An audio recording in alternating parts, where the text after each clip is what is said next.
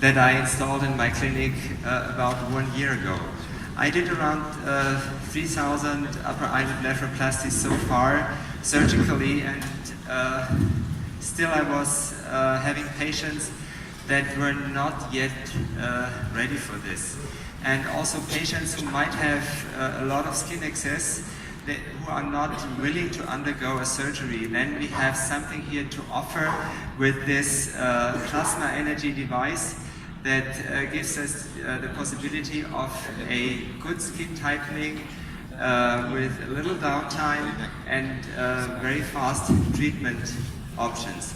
I already prepared the patients. I did some local anesthesia, but you can also do this procedure with only a numbing cream. So I also use lidocaine and tetracaine cream, but here just for the comfort, it's better to use it easy and fast with lidocaine locally.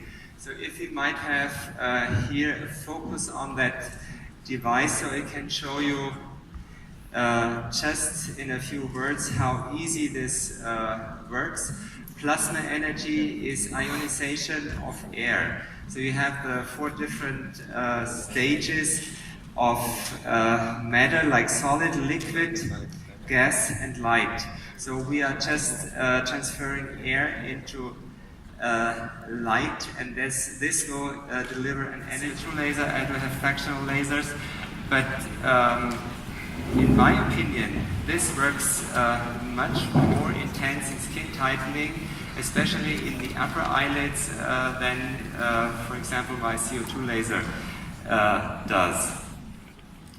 So, and another feature of this device is that we having fractionated energy, so we really can design the energy to the patient's needs, because if it's not fractionated, we might get easily very hot with a lot of energy, and especially in darker skin patients, this is a great risk of inducing hyperpigmentation. So if you see the focus, it says blepharoplasty, plasma, acne.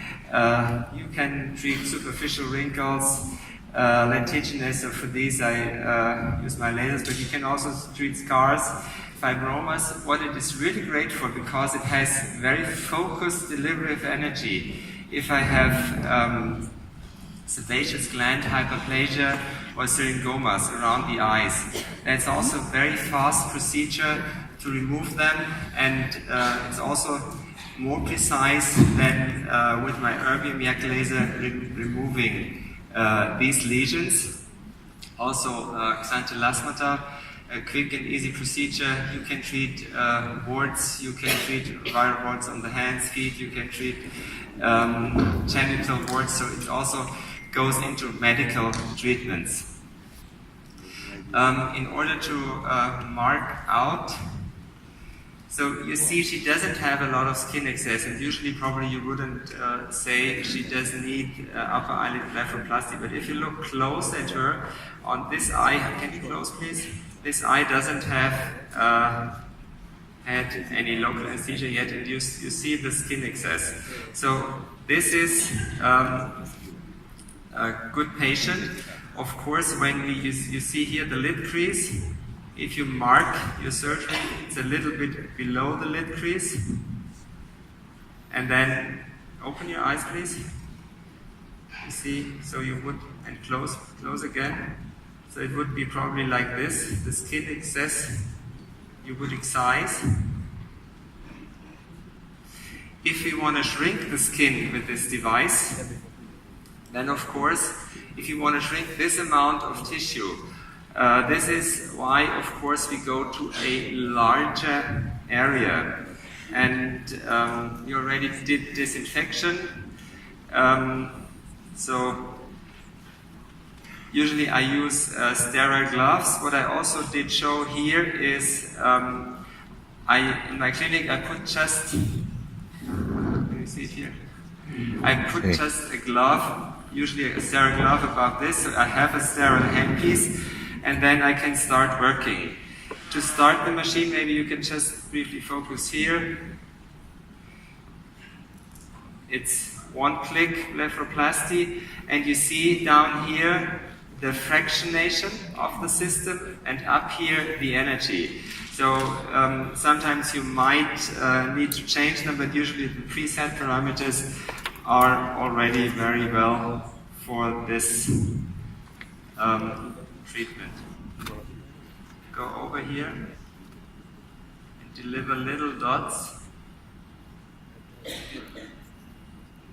This is basically what you're doing then for the next 5 minutes.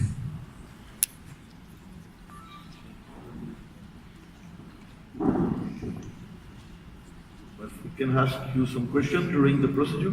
Yes, of course. Okay. And you see when it's in between like little thunder lightnings from the tip of that needle coming to the skin, and then inducing. Well, please, how many sessions the patients need to have a nice result? How many? 3 Sessions, yeah, treatment. So for her, this would be 1 session.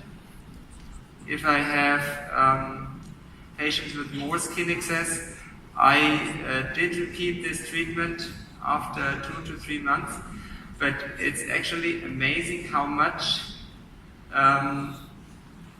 shrinking of the tissue we will get over the following weeks. We know that from our laser resurfacings, first the patients look horrible, then after the healing phase everything is nice and tightened, and when the swelling goes away, then we are back to the result how it was before, and after, in the course of 4 to 6 months, then we see the final result.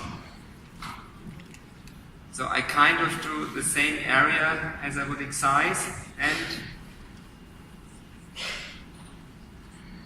we'll go over it as well. So you say just 1 session for these patients? Yes. It will be enough. The downtime, of course, if you deliver more energy and if you're treating the patient a little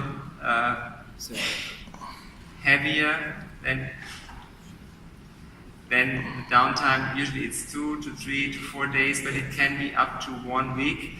And what I do when I have a lot of skin excess, I do go from the lid margin to the eyebrow in order to really get a very large amount of collagen tissue shrinking. So you see she is at ease, no pain. Of course, up here you smell the burning of the skin. I go a little zigzag in order to not create lines, and then I go further down. What I also do is that I put a few more extra dots into the lid crease in order to point out and make that more visible. So you see here where the white line was, so I go over it again.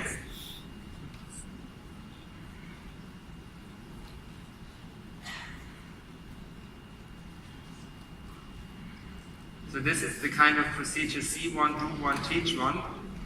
So now you saw one, you do one, and afterwards you can do the teaching yourself. It's really very easy. And the level of satisfaction is amazingly extremely high. Even if I don't see the result. It was very light. Yes. So it's really we saw nothing, and we come back to the blepharoplasty. It's really important about patient selection. That's one thing, and the other thing is that we should not only treat the area we would excise in a surgery, what we are used to excise in a surgery, but actually treat from the lid margin to up here, to the eyebrow. And if I treat this whole area, then I get good results. And to define the lid margin a bit more, so I spend more energy. I also started with only treating smaller areas, and my results were not so satisfying. Increasing the area really does improve the result.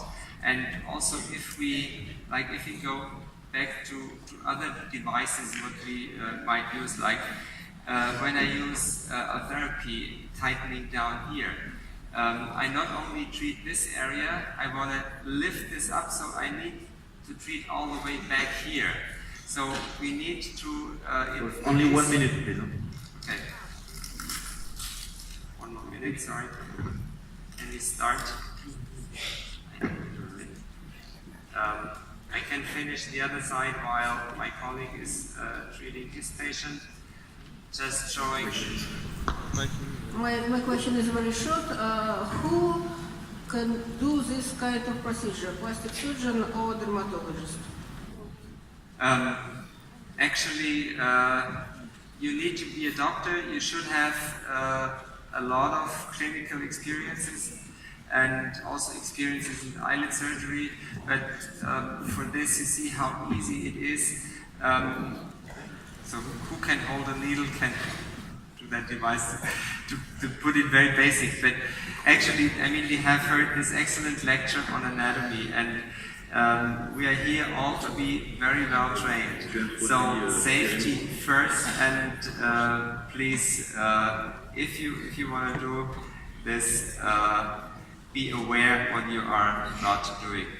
So just to sum up, filling in the temples here, giving that a little bit more of support. This will add a bit more of swelling. You see how this also lifts up and does improve the reflects and the shades and lightings in the face. Thank you for your attention. With the plasma devices, which one you would rank to be the best on experience? So, of course, the one I was choosing here, that's the Plasmage, because what's different to the others is that you have this fractionated delivery of energy. And as I already said, you need to deliver your energy between 80 and 100 degrees for optimum sublimation effect. And in this fine and very thin skin, it's better to have the fractionated energy.